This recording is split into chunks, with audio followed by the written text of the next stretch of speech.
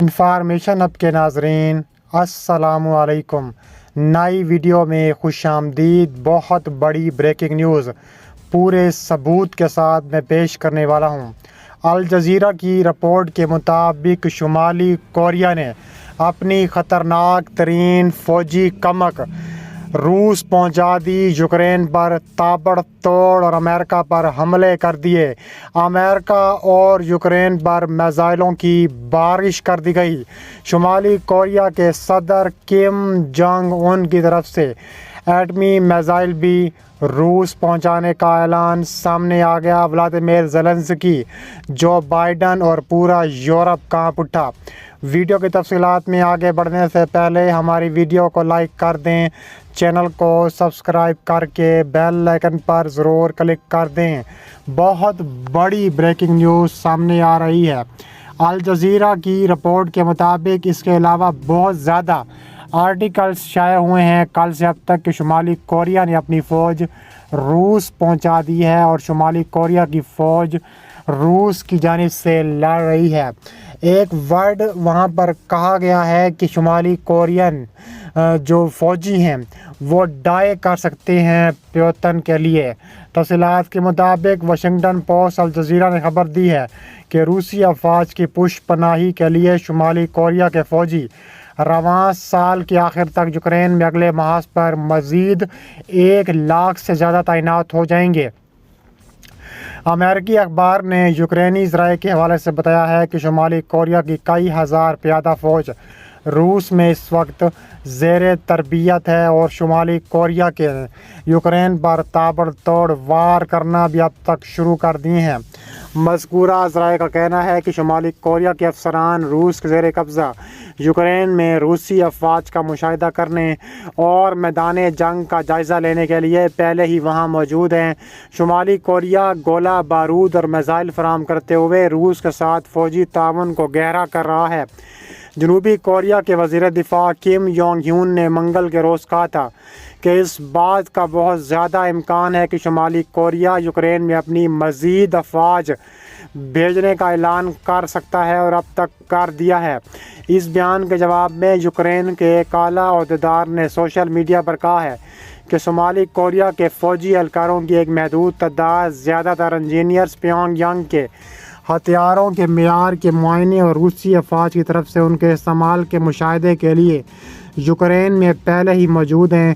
روسی صدارتی ترجمان دمتری پیسکوف نے اس بات کی تردید کی کہ شمالی کوریا اپنی فوج یوکرین میں لڑنے کے لیے بھیج رہا ہے اور کہا ہے کہ یہ خبر ایک اور جعلی خبر کی طرح لگتی ہے۔ اس کے علاوہ کہا جا رہا ہے کہ مزید تابڑ توڑ کارروائیاں کرنے کا فیصلہ ہو چکا ہے روس کی جانب سے۔ اس کے علاوہ روس میں شمالی کوریا کے ہتھیاروں پر یوکرین کا حملہ سامنے آیا ہے۔ یوکرین نے دعویٰ کیا ہے کہ روس کے شہر برانسک میں شمالی کوریا کے ہتھیاروں کے ذخیرے پر ڈرون حملہ کیا گیا ہے۔ یوکرین کی فوج کا کہنا ہے کہ اس نے مغربی روس میں ہتھیاروں کے ایک ذخیرے کو نشانہ بنایا ہے جو میزائل اور گولہ بارود سے بھرا ہوا تھا، جن میں سے کچھ شمالی کوریا کی طرف سے فراہم کیے گئے تھے۔ اس کے علاوہ یوکرین کے جنرل اسٹاف نے کہا ہے کہ برانسک سرحدی علاقے میں گزشتہ رات کے ڈرون حملے کا مقصد روسی فوج کے لیے رسد کی مشکلات پیدا کرنا، اس کی جارحانہ صلاحیتوں کو کم کرنا تھا۔ انہوں نے کہا ہے کہ اسلحے کے ذخیرے میں میزائل اور توپ خانے کے نظام کے لیے گولہ بارود کا ذخیرہ موجود ہے، جس میں شمالی کوریا سے فراہم کیے گئے بموں کے ساتھ ساتھ گلائیڈ ہم بھی شامل تھے۔ بعد ازاں برانسک میں مقامی حکام نے دھماکہ خیز اشیاء پر حملے کے بعد ہنگامی حالت کا اعلان کر دیا۔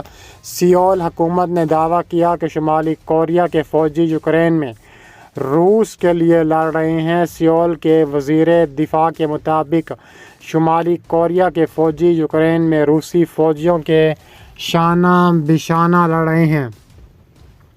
اس کے علاوہ کم یونگ ہون نے منگل کے روز جنوبی کوریا کے سیاستدانوں کو بتایا ہے کہ اس بات کا بہت زیادہ امکان ہے کہ ڈونیسٹک کے قریب یوکرائنی میزائل حملے میں شمالی کوریا کے افسران بھی جہنم واصل ہو چکے ہیں۔ گزشتہ ہفتے یوکرائنی میڈیا نے اس واقعے کی رپورٹ کی تھی۔ اس کے علاوہ کہا جا رہا ہے کہ شمالی کوریا فروری 2022 میں ماسکو کے یوکرین پر مکمل حملے کے بعد شمالی کوریا کے جو تعلقات ہیں مزید گہرے ہو چکے ہیں۔ شمالی کوریا کے رہنما کم جونگ ان نے ستمبر 2023 میں اپنے ملک سے باہر ایک غیر معمولی دورہ کیا۔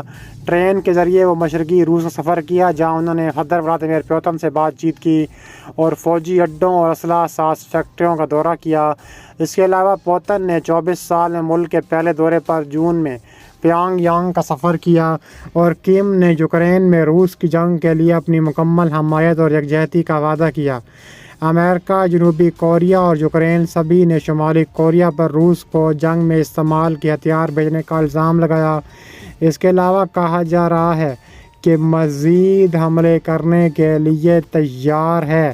شمالی کوریا منہ توڑ جواب دینے کا فیصلہ کر چکا ہے۔ امریکہ کو، یوکرین کو اور یورپ شامل ہیں۔ اس کے علاوہ کہا جا رہا ہے کہ عالمی سیاست میں ایک بڑا موڑ ثابت ہو چکا ہے۔ تازہ ترین اطلاعات کے مطابق شمالی کوریا نے روس کے ساتھ مل کر یوکرین کے درجنوں علاقوں پر مزید قبضہ کرنے کا فیصلہ کیا ہے۔ شمالی کوریا اور روس کا اتحاد حیران کن نہیں ہے، لیکن عالمی سیاست میں یہ نیا نہیں ہے۔ دونوں ممالک ایک طویل عرصے میں قریبی تعلقات رکھتے ہیں، لیکن حالیہ دنوں میں ان کے تعلقات میں مزید مضبوطی آئی ہے۔ اس اتحاد کا مقصد یوکرین میں روس کی مدد کرنا، امریکہ اور اس کے اتحادیوں کو پیغام دینا کہ شمالی کوریا بھی میدان میں آ چکا ہے۔ شمالی کوریا اور روس ایک ساتھ آمنے سامنے ہیں اور شمالی کوریا کے پاس ایک مضبوط فوجی طاقت ہے جس میں میزائل پروگرام اور دیگر جدید ہتھیار شامل ہیں۔